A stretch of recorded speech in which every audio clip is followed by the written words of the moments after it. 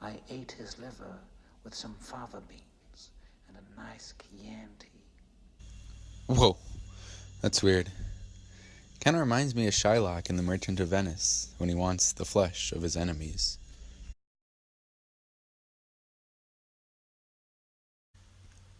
William Shakespeare was born on April 23rd, 1564, in Stratford-upon-Avon, a small town outside of London.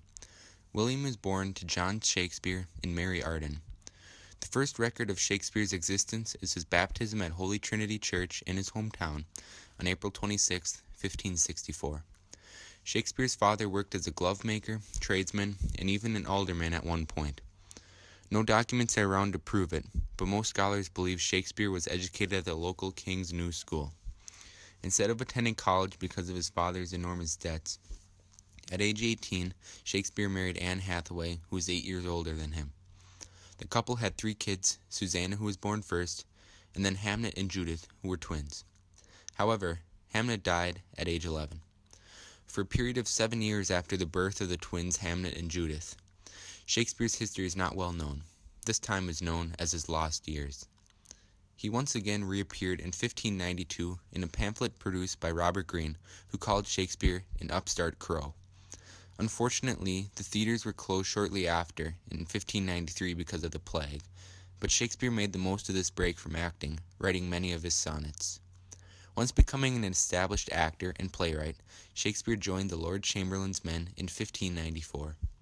This group was the cream of the crop acting troupe in London, often performing before the court of Queen Elizabeth I. In his most notable year of writing in 1595, Shakespeare wrote Richard II, Romeo and Juliet, A Midsummer Night's Dream, and The Merchant of Venice. Around 1599, he joined a group of Lord Chamberlain's men and helped build the original Globe Theatre. Shakespeare died on April 23, 1616, leaving behind to the world 38 plays, 154 sonnets, and 2 narrative poems, ensuring his legacy will live on forever.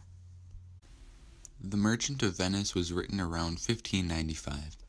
This play's first recorded performance was at the Court on Shrove, Sunday, February 10, 1605. The Merchant of Venice was drawn from a few different works many years ahead of Shakespeare's time. The main source used was Pecorone II, or The Simpleton, by Giovanni Fiorentino. Published 30 years before The Merchant of Venice, The Simpleton first contained the merchant's rescue from the pound of flesh penalty, as well as the test of the suitors in Belmont. A merchant's deadly bond standing for a friend's loan was a common tale in England in the late 16th century. Many scholars don't know why Shakespeare wrote The Merchant of Venice, causing it to be one of Shakespeare's more controversial works. Many of the themes appear anti-Semitic, being prejudiced against those who practice Judaism. Anti-Semitism was widespread in Britain at the time, so much so that Jews were forbidden from living in England. However, there were many Jews who disguised themselves as Christians to continue living in the country. Some people believe that Shylock was Shakespeare's attempt at denouncing anti-Semitism, especially through his "hath not a Jew eyes" speech. Others believe that Shakespeare was anti-Semitic like the rest of England, depicting Shylock as a greedy moneylender, only interested in how much profit he could make. This play was also turned into a movie with the same title, starring Al Pacino as Shylock and Jeremy Irons as Antonio. The movie received rave reviews, utilizing Pacino's star power from his previous movies, such as Scarface.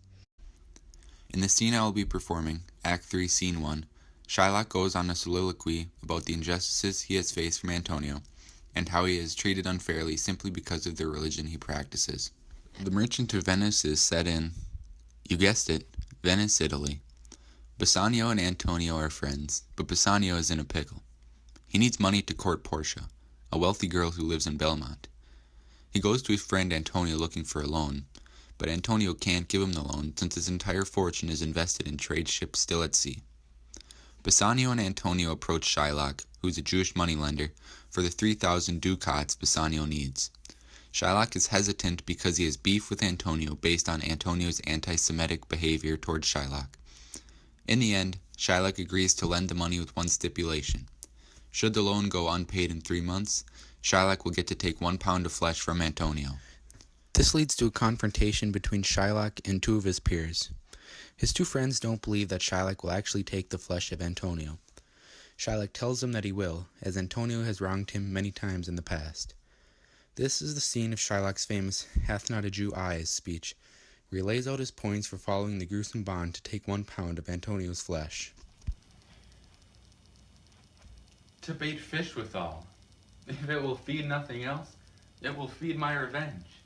He hath disgraced me, and hindered me 500,000, laughed at my losses, mocked at my gains, scorned my nation, thwarted my bargains, cooled my friends, and heated mine enemies. And what's his reason? I am a Jew. Hath not a Jew eyes? Hath not a Jew hands, organs, dimensions, senses, affections, passions, fed with the same food, hurt with the same weapons, subject to the same diseases, healed by the same means, warmed and cooled by the same winters and summers as a Christian is. If you prick us, do we not bleed? If you tickle us, do we not laugh? If you poison us, do we not die? And if you wrong us, shall we not revenge?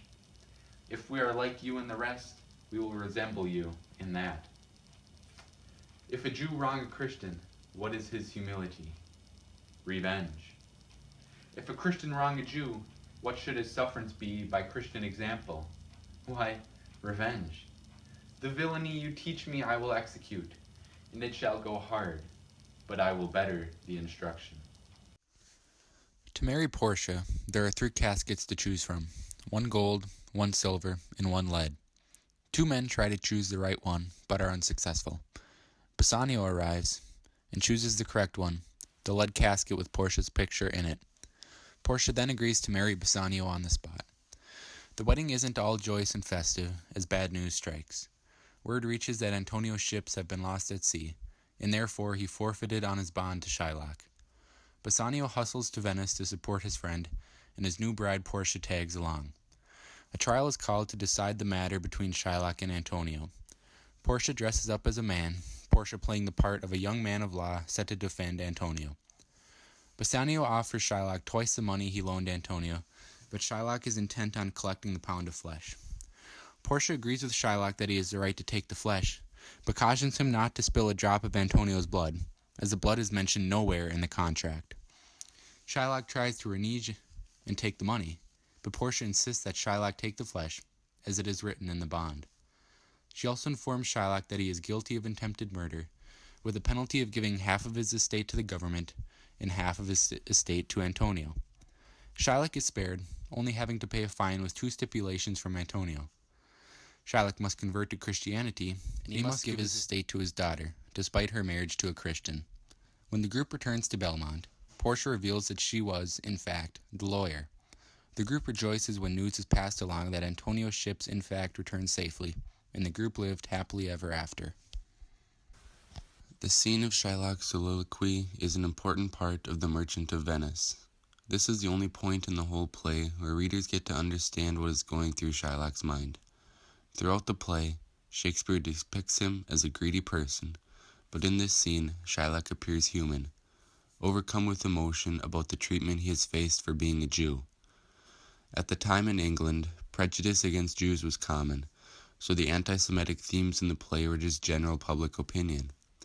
This speech by Shylock may be Shakespeare's attempt at denouncing the anti-Semitic views of England, but critics are split on this topic. Some believe that by making Jews look a little better, and the Christians looking like less than saints, Shakespeare is trying to level the moral playing field. Some scholars, however, think that if Shakespeare really wanted to denounce anti-Semitism, he would have done so more clearly. One major theme in The Merchant of Venice is the difference between self-interest and love of others.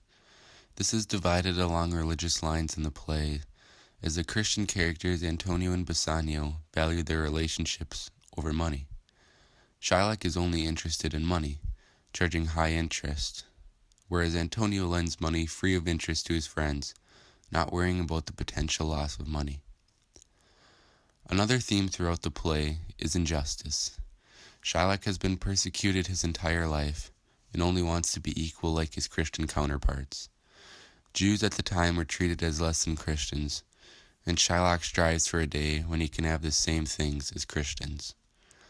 This injustice is nowhere more evident than the end of the play, when Shylock is forced to convert to Christianity to keep his wealth. This prejudice of Jews made the play a favorite of Nazi Germany, as this play was performed 50 times between 1933 and 1939 in the country. This play is overall considered a comedy, as most characters have a good ending, yet there are tragic parts in the play. The Merchant of Venice is one of Shakespeare's more controversial works. Harold Bloom wrote in his book, Shakespeare and the Invention of the Human, one would have to be blind, deaf, and dumb not to recognize that Shakespeare's grand, equivocal comedy, The Merchant of Venice, is nevertheless a profoundly anti-Semitic work. However, as Dominic Cavendish of The Telegraph writes, the idea itself is smart and on paper rewarding. Those who despise the Jewish moneylender Shylock for his cold, calculating approach to human relations are themselves defined by spiritually sapping materialism of the other characters. Of the Shakespeare plays I've read, The Merchant of Venice ranks near my favorites. The action is very easy to follow, and the humor utilized makes for some hilarious moments. Despite the evident racism towards Jews, there are also many lessons that can be learned from this piece. I really enjoyed reading The Merchant of Venice, and I have learned that reading Shakespeare can be enjoyable.